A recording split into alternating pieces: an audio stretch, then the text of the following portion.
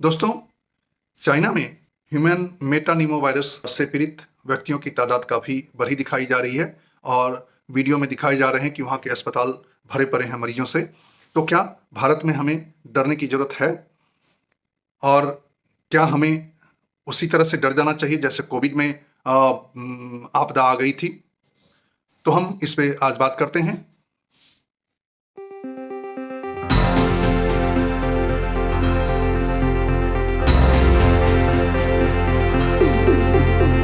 नमस्कार दोस्तों, मैं हूं doctor MP Chaurasia, senior physician, centre for second opinion, Delhi and Samastipur, Bihar, and internal medicine expert, IPSC hospital, Dwarka, Delhi. दोस्तों, चाइना में जो बढ़ोतरी दिखाई दे रही है वो हमारे लिए थोड़ा अटपटा लग रहा है। हमारे इंडियन टेरिटरी में हमारे यहाँ ये वायरस पिछले 50 साल से देखा गया है और आमतौर पे जो रेस्पिरेटरी वायरस होते हैं उनमें इन्फ्लुएंजा, अब कोविड का ओमिक्रॉन वैरायटी चल रहा है और रेस्पिरेटरी सिंसिशियल वायरस होता है। तो ये तमाम चलते रहते हैं और आमतौर पे आपको जब खांसी जुकाम होता है तो मोस्टली इन्हीं वायरस में से किसी एक से या दो से हो जाते हैं। तो हमें घबराने की जरूरत नहीं है, इसमें हमारी प्रतिरक्षा प्रणाली ठीक ठाक है। चाइना में देखा गया था पिछली बार कोविड के दौरान में कि उन्होंने इतनी ज़्यादा बंदी करे, लोगों को घर में बंद कर दिया गया और समाज में बिल्कुल आना जाना ही बिल्कुल बंद हो गया था। तो उसमें बिल्कुल ही इम्यूनिटी वहाँ नहीं बन पाई थी, जबकि हमारे यहाँ से इस तरह घरों में ताले नहीं लगा दिए गए थे। लोग एक दूसरे को देख रहे थे और हमारी इम्यूनिटी जल्दी बनी।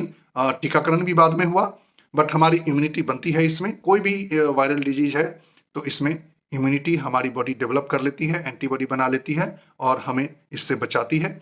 तो जहाँ तक लक्षण की बात है तो इस इन्फेक्शन में भी बुखार, खांसी जुकाम, सर दर्द, बदन दर्द, गले में खराश, इसी तरह की चीजें होती हैं आमतौर पे।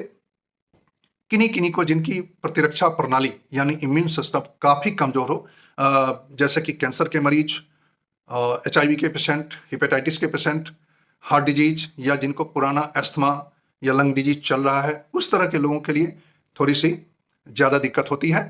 बट उन्हें अस्पताल में भर्ती करते हैं और उनकी जो सपोर्टिव ट्रीटमेंट दी जाती है, ऑक्सीजन थेरेपी और सपोर्टिव ट्रीटमेंट से वो ठीक हो जाते हैं। और आमतौर पे वयस्क लोगों को कोई चिंता करने की बात नहीं है। छोटे बच्चों में भी इम्यूनिटी कम होती है तो उन पर भी ध्यान रखने की जरूरत है। और इससे बचाव और इलाज, तो इस पे हमें जानकारी होना जरूरी है। जहां तक रोकथाम की जरूरत है तो रोकथाम के लिए कोविड एप्रोप्रिएट बिहेवियर पर उस समय जोर दिया गया था, उसका ध्यान रखें। कोई भी रेस्पिरेटरी इन्फेक्शन में वही एप्रोप्रिएट बिहेवियर लागू होता है, यानी हैंड हाइजीन पर ध्यान देना। हम कहीं से भी आए जाएं, घर पहुंचे या ऑफिस पहुंचे तो अपने हाथ को साबुन और पानी से अच्छी तरह धोएं, या ये उपलब्ध नहीं है तो सैनिटाइजर का इस्तेमाल करें। वो इसलिए कि घर से वहां तक आने या ऑफिस से घर तक या मार्केट से घर तक आने में हम कई चीज़ों को छूते हैं, ट्रांसपोर्ट का इस्तेमाल करते हैं, दरवाजे के नॉब्स छूते हैं, कई तरह के फ्लोर्स या सतह छूते हैं, दीवारें या कोई किसी भी चीज़ की सरफेस हमारे को छुआ जाती है। तो इन सबसे इनके थ्रू इन्फेक्शन फैल सकता है। किन्हीं के कपड़े से छींका और वहां से हमारे हाथ में आके हमारे नाक के रास्ते जा सकती है। तो हमें यह ध्यान रखना है कि नाक, मुंह और आंख छूने से पहले हमने अपने हाथ को अच्छे से धो लिया है या सैनिटाइज कर लिया है। दूसरा, उस समय बात चली थी 2 गज की दूरी है बहुत जरूरी, तो ये बहुत अच्छा तरीका है। जब दूरी हमारे बीच में रहता है तो छींकने खांसने वाला भी वायरस बीच में ही ड्रॉप हो जाता है, हम तक नहीं पहुंचता। और तीसरा है, जब हम खांसी जुकाम हो जाए तो हम भीड़ भाड़ में ना जाएं, हम घर में आराम करें, घर में रहें, ठीक हो जाए फिर बाहर निकलें। तो इससे इन्फेक्शन का फैलाव नहीं होता है, यानी आइसोलेशन। स्ट्रिक्ट आइसोलेशन अभी कोई जरूरत नहीं है हमारे इंडिया में।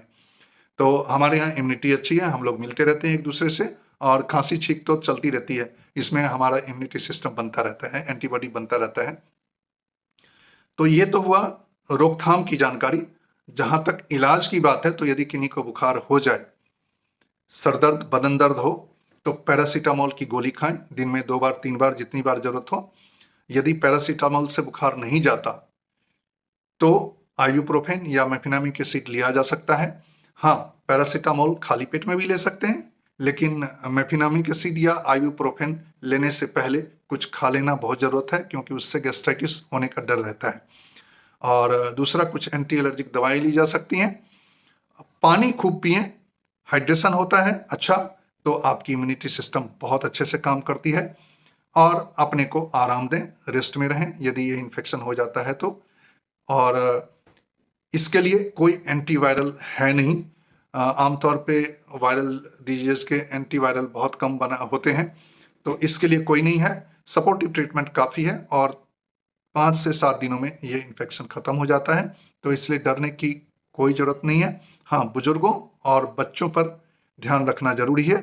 यदि उनमें ज़्यादा कुछ लक्षण आ रहे हैं सांस फूलने के या लगातार खांसी लंबे समय तक बने रहने के, तो उनके लिए हमें डॉक्टर से सलाह लेनी चाहिए, ताकि उनका इलाज समय पर कर दिया जाए।